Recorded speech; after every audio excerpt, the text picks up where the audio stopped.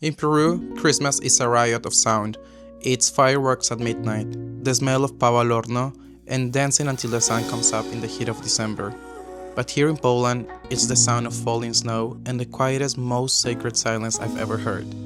8 years ago, I spent my first Christmas in Poland. I was thousands of miles from home, staring at a plate of carp instead of panettone, and feeling a loneliness I didn't know how to name.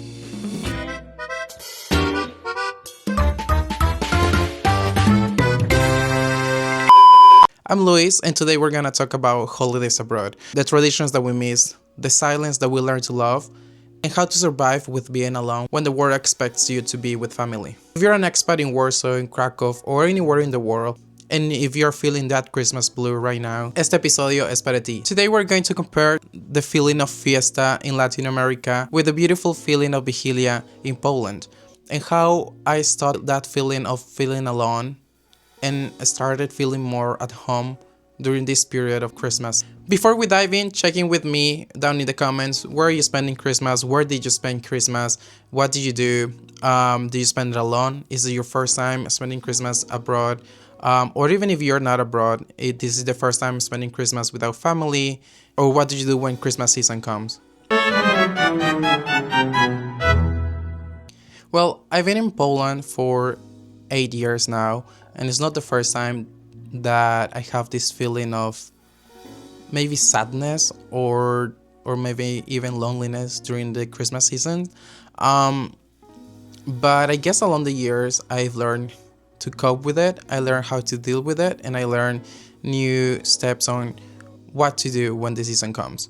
But of course, sometimes it's very inevitable to feel this way. But after a long time, you learn that it's normal. You learn that you're not alone. And you learn that there's always people who would like to be with you, or people that you can rely on, and people that you can call family.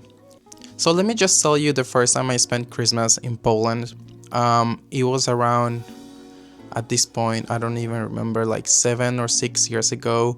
If you're an expat and if you're not European, you know the struggles of getting a visa or a residence permit. Especially in Poland, residence permits, they can take up to a year or maybe even longer, depending on which city you live in. Back then I was living in Katowice. As I mentioned on my first podcast, that's where I moved to because I was studying there. Unfortunately, my visa was in process and I just couldn't leave Poland because in Poland, when your visa is in process, you cannot leave the country. So it was around Christmas, and around Christmas time in Poland, it gets very cold. It gets very dark, and especially around 7 years ago, the winter, it would get down to minus 25 degrees, which is crazy to think about. And I remember that the hardest part of that time was not even knowing that I couldn't go home. It was more hearing everybody, all of my friends, all my international friends especially, say, oh, I'm going home, tomorrow I'm leaving and seeing my family, I'm gonna see my sister, I'm gonna meet my dad, my cat, my dog, you know. And of course, I was very happy for them, but like at the same time, I just couldn't stop the feeling of feeling alone. I remember that I was kind of depressed. I was actually very sad because like I really wanted to go home or at least anywhere, you know, but feeling actually trapped because I was actually trapped. I couldn't leave Poland. I remember that all my friends had left to their countries, their home countries, and back then I was friends with my ex and his friends. So I remember that they saw how much I was struggling, I guess. And luckily, my friend, if you're hearing this, Justina, you're a lifesaver, and Patrick, you as well. They were so kind enough. They're probably like the best people I ever met in this country. They invited me over to for Christmas. Justina, she invited me over to her place for Christmas, and it was very exciting because I had never spent Christmas in Poland. To be honest, I didn't really have many Polish friends, so I didn't have any way to experience Christmas through them. everything that I knew about Poland was just like by not even TikTok at that point, but it was just like by seeing with my own eyes what was happening in the country, like outside on the streets and everything, like everyday life. But I didn't really know what the culture was in Polish houses, for example. So she invited me and my ex to her place for Christmas, to her families, and I was very nervous because like at that point I hadn't really had any good experiences in Poland or with Polish people, or maybe not any good experiences, but I had really bad experiences. So I was just scared. I didn't speak really Polish. I knew a little bit of Polish. Not that I know Polish right now. But I went to her house and I was very surprised because they were so warm. They were so welcoming. They treated me like, I don't know if part of the family, but like if I was not a stranger, or at least I couldn't understand what they were saying. It was really funny because in Poland, it's so different from Peru. As I said, in Poland back then it was around minus 20 degrees, and where I come from in Peru, which is the coast of Peru, December, Christmas is like peak summer. So it's like 35 degrees, 36 degrees, extremely hot.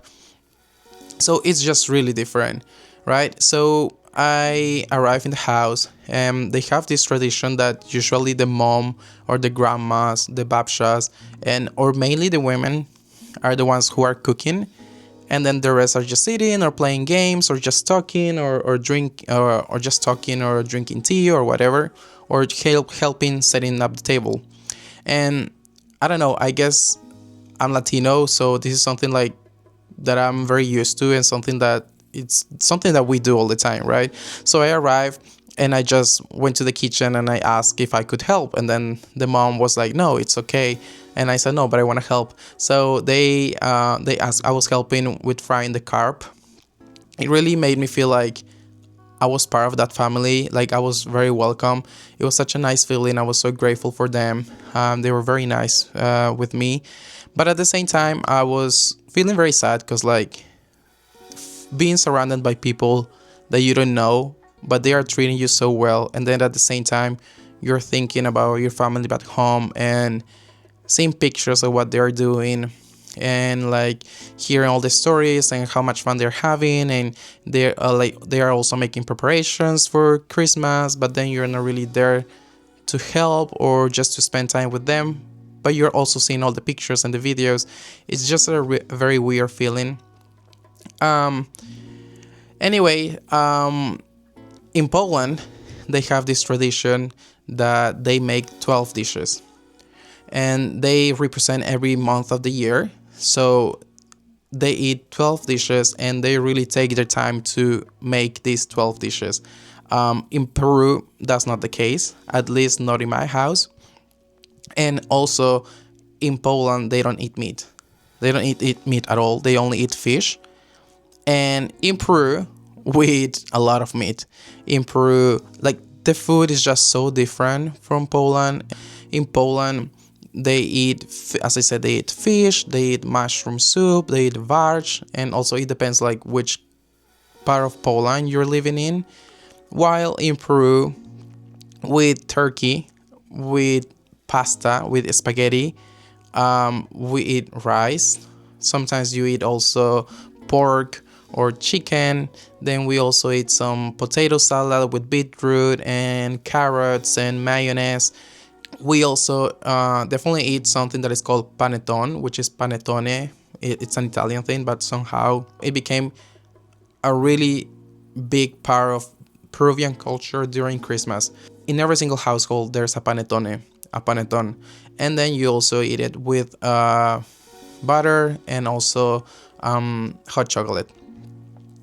While in Poland, as I said, it's 12 different dishes, and no meat, just fish, soups, and all kind of dishes that I don't even know the names, to be honest. I know that they do eat some cakes, like poppy seed cakes is really famous here for Christmas season. In Peru, we don't really eat any kind of cakes, even though panettone or panettone is kind of like a cake. Um, well, I remember that something that I really found interesting and something that I really enjoy and I thought it was very cute is that in each home in Poland, they have this tradition that they always leave an empty seat. So when you're gonna sit on the table, you will see a chair, an empty chair. You will see that there is a plate there, and the tradition is that they believe that they should have an empty chair just in case someone, a homeless person or someone that doesn't have a place to go or someone that is starving maybe for holidays and they don't have any money, or someone just in need, they have a place for them. And just to tell basically the world that everyone is welcome in their house. And this will bring the luck and harmony, I guess. I think that's super cute, super nice. That's something that, even though I was invited officially, that made me feel that I was very welcome. Um, it was very cute. They also have this tradition in Poland that at some point they eat, I don't know how it's called, but it's like, this kind of bread that you eat when you do the first communion, the one that dissolves in your tongue. I think in Spanish it's called hostia or oblea. So basically what they do, you get a piece of it and then you stand in front of somebody and they break a piece of it. And when they do that, they wish you for something. They say, I wish you good health. I wish you to be happy. I wish you to get married. And then you do the same. You break a piece of their bread and then you wish them for something good. And then you go around people and then you do the same. You go around and break the bread and then you wish them for good. I think it's something very cute. Also, what they do, they also put tin foil in your wallet, so it means that you will have good fortune. I think that's also super very nice, super Polish, I guess, because something that I never experienced anywhere else. They also sing songs and they eat a lot. Trust me, they eat a lot of food. They also eat a lot of desserts. But there's no meat at all because their tradition is that on the 24th there's no meat, but on the next day for the 25th there will be meat.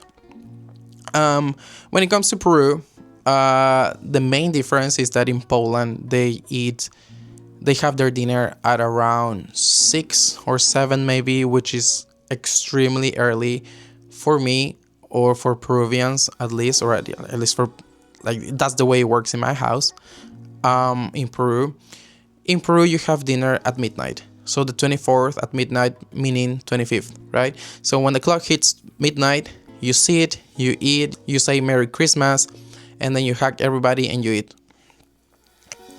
In Poland, Christmas is a very Catholic-based tradition, I would say, and you can really feel that.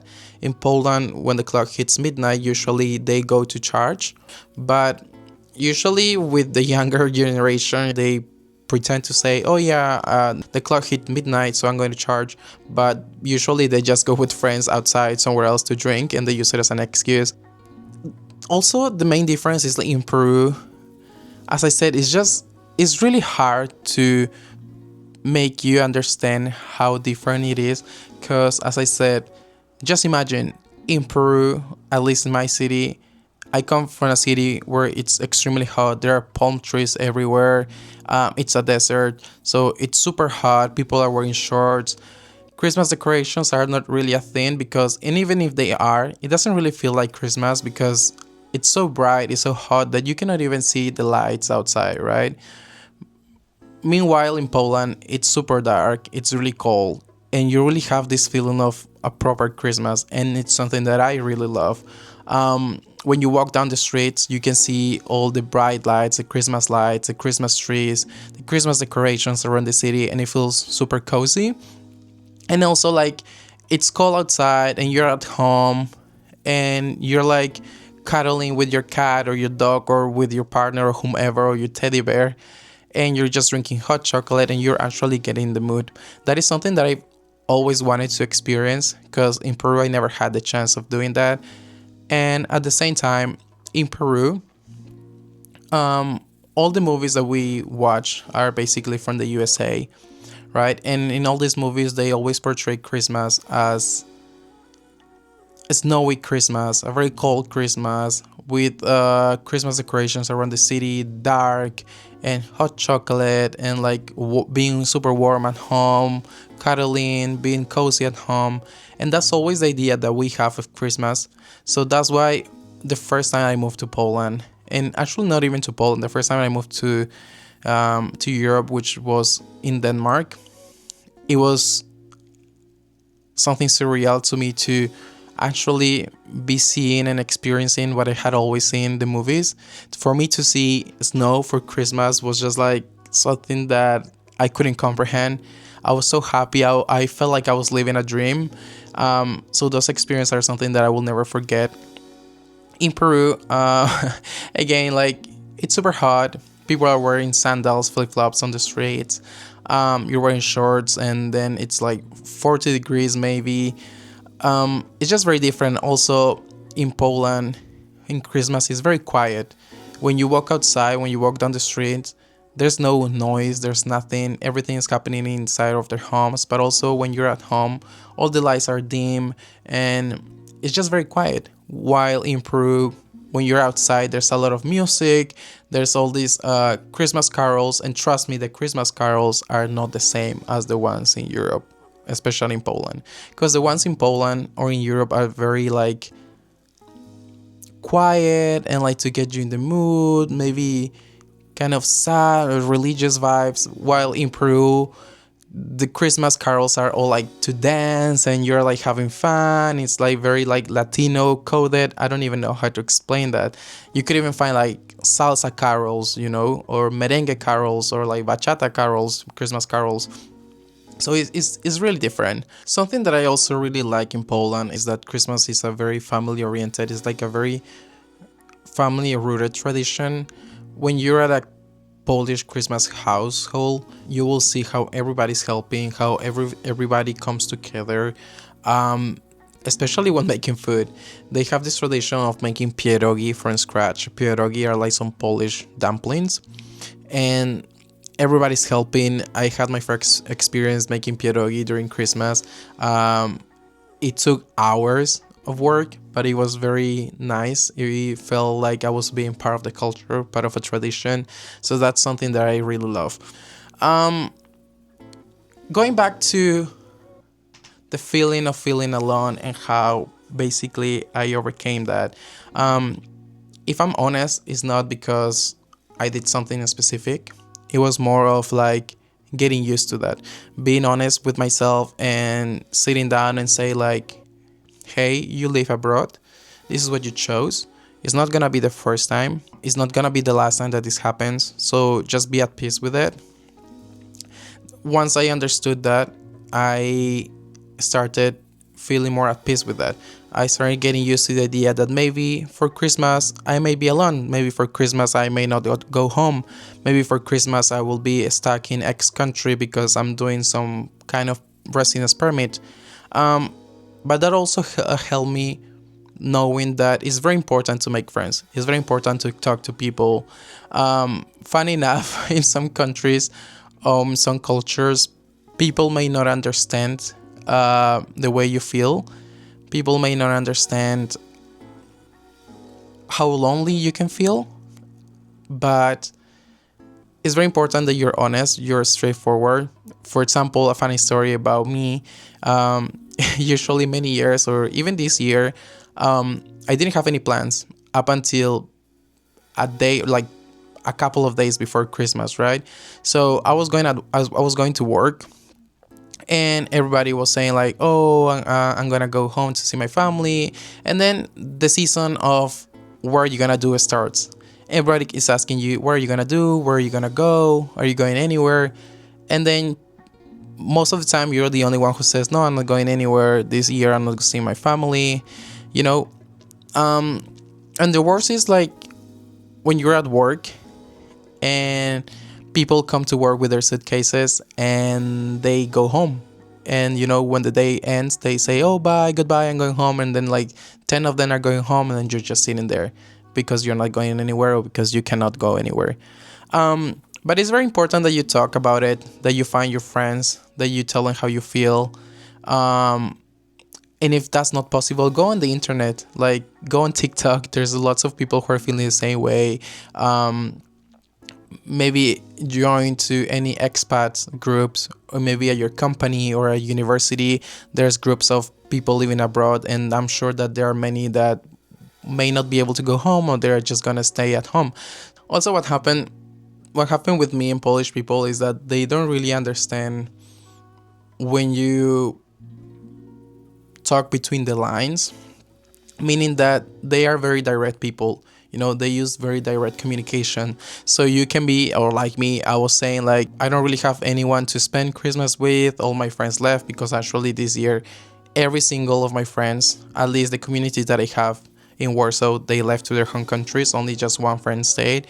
But I was at work saying like, yeah, I'm not going anywhere. And nobody was saying like, oh, you can come, or like, do you want to spend Christmas with me?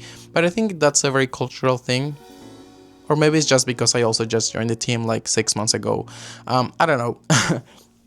But, be straightforward. Tell them like, do you think I can come for Christmas, or I can come to your place for Christmas? Or like, I'll just talk to them about how you feel. Actually, I had a friend who invited me over for Christmas. She was very nice, actually. But trust me, you will always find something to do. And even if you don't just stay at home in bed. You deserve to make a nice dinner for yourself. You deserve to get dressed for yourself.